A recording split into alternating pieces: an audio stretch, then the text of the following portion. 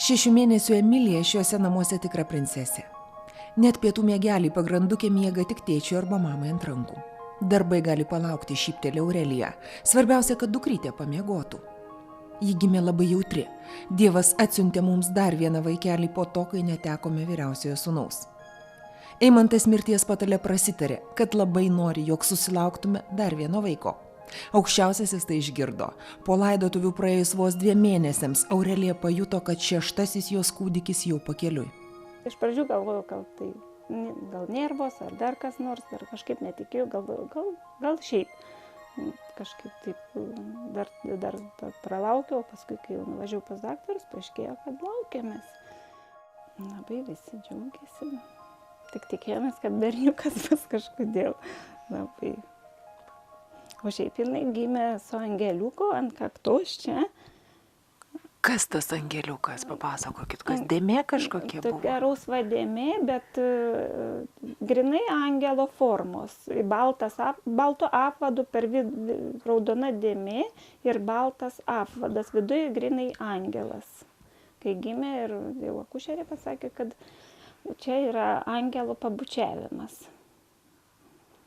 O jinai gimė Liepos 3, kažkaip tokie keisti sutapimai. Ta pačia diena, kai brolio operavo. Taip.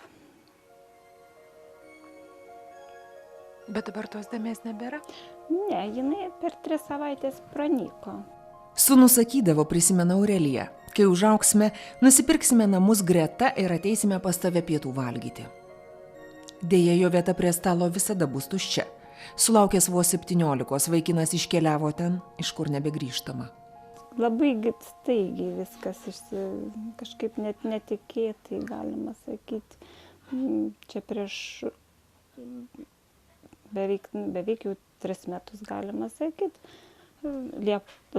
Birželio 9 pasiskundė, kad skauda pilvą, skrandį.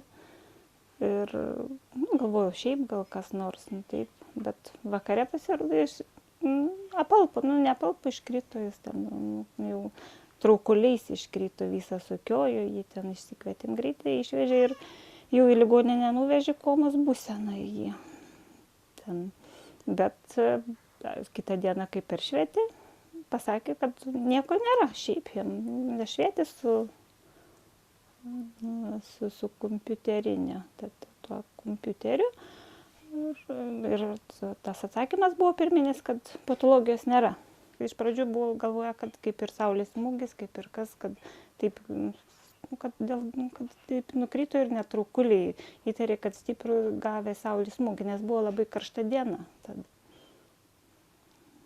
O kada paaiškėjo, kad jau yra kažkas? O paaiškėjo jau birželio į pabaigą, kažkur 25-6 dieną, kažkur taip peršvietė, kaip leido iš ligoninės, iš pasvalio mus išleido į namus, bet jam kažkaip blogai jautėsi, jį pykindavo dažnai, jis sunkiai labai jautėsi ir aš paprašiau daktarės, kad duotų siuntimą mums į Panevėžį. Ir grinai prieš pat Joninės atsigulėm Panevėžį į ligoninę, ten peršvietė jį su magnetu vėl ir tada jau paaiškėjo, kad yra ūglys ir skubiai išvežė į Kauno klinikas operuotis. Operacija užtruko 7 valandas, pati šalino ūglį, bet ne visą, ten išsaugojo, kad neliktų iškart invalidas jis, tik tais dalį to ūglio, kiek įmanoma buvo pašalinti. Paskui, kaip po 10 dienų, ten net nedarė jam iš kartos biopsijos, po 10 dienų po operacijos atėjo atsakymas, kad piktybinis 3 stadijos šis. Palaidojusi sūnų po metų Aurelija neteko ir brolio. Diagnozė ta pati – galvos vėžys. Prieš kelis mėnesius daktarai tą pačią ligą nustatė ir vyrui. Galvoj kažkas nutrūko, jaučiau, kažkas tinktelėjo ir prasidėjo skausmai. Ir nuolatiniai kiekvieną dieną? Taip, panašiai, kiekvieną dieną. Ir ką daktarai sakė pradžioj? Gal erkei kando, vaistų prirašė. Ir gėriau tos vaistus. Bet tie vaistai nepadėjo.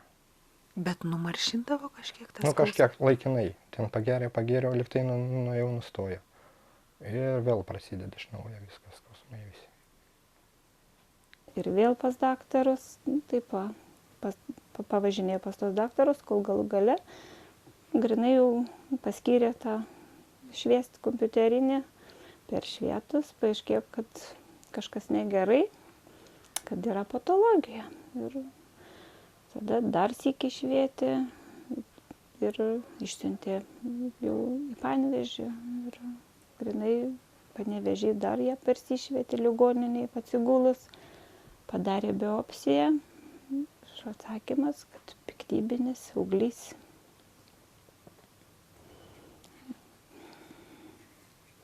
Ir operuoti nebegalima. Ne, čia neoperuojama kažkaip, nežinau, nebegalima operuoti, tik tais švitinimas ir dabar laukiam to švitinimo jau, kada jau čia mums ateis tas viskas. Nebežinau, ko griebti, sako Aurelija. Kol kas vyrų labai padeda žolelės, bet kas bus toliau? Baugu, bet apie tai neleidžiame savo net galvoti. Džiaugiamės mažąją, branginame kiekvieną drauge praleistą akimirką. Graužtis nėra kada, nes pagalbos reikia vyrui, drauge gyvenančiai apakusiai mamai, vaikams. Dėl jų labai bijau, prasitarė. Mažieji, tai, kaip galim sakyti, kad nesupranta, bet jie supranta, nes kai brolis mirė, tai jiem yra skaudu labai, o didieji labai sunkiai.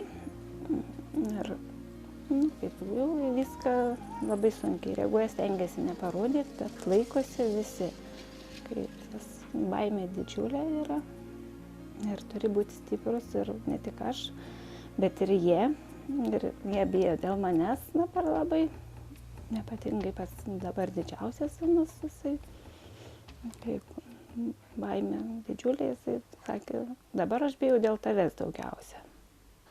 Tai aš nesuprantu, kai moteris turi tiek stiprybės ir žinokit, labai jinai. Aš būčiau palūžus. Tai tokia stipri moteris. Ne tai, kad jinai pati neparodė, kad sunku, ji visus laikė savo pečių. Jinai viską iškas iš po žemę. Pinigų neturėjo. Norėjo, tikrai tas sūnus jau saugo, jau pats gražumas ir tokia nelaimė. Čia tikrai mane tai labai sukrėtė, mano šeima viską, žinot, viską tenka iškesti. Iškentė viską, pergyvenu. Vėl toliau nori kurtis, nori gyventi, tas vaikutis, šitą mergaitę mažoji. Dabar vėl nauja bėda. Ir tikrai, žinokit, žmogus yra širdies žmogus, jinai yra. Yra tikrai, tai jų meilė, žinokit. Tai retas dalykas kaime, kai visi, retas dalykas, toks sutarimas. Žinokit, iš vis, nežinau, gal ir miestė, kai žmogus viens kitas iš pusės žvilgsnio supranta. Ir dabar tokia nelaimė, žinokit. Aš nežinau, žinokit, kodėl tokius žmonės baudžia, likimas, Dievas stengiasi, jie čia tas namelius nusipirko. Tai iš vis atsimenu dar prieš tas visas nelaimės, tas širdis jos atsivėrė, reiškia, motinos brolis paliko ant patalo. Išgeriantis toks žmogelis buvo, bet jis labai geras buvo toks, reiškia, irgi nelaimingas, žinot, vyresnio amžiaus, žmogelis išgeria, bet jis turėjo ir atrodo ir dukrą, ir anūkę, niekam nerūpėjo. Jinai paėmė, jinai slaugė šitą, visą socialinį žino, išslaugė, jis numirė, reiškia, o tie namai, tai jinai net nepretenduoja, paliko tai anūkė, viską.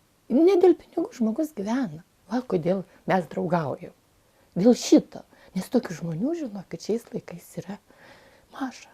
Ir viską jinai, ir niekada jinai nepasakys ant kaimynų, tas toks, anoks, anas turtingas. Oi, kaip man gaila, kad aš neturiu.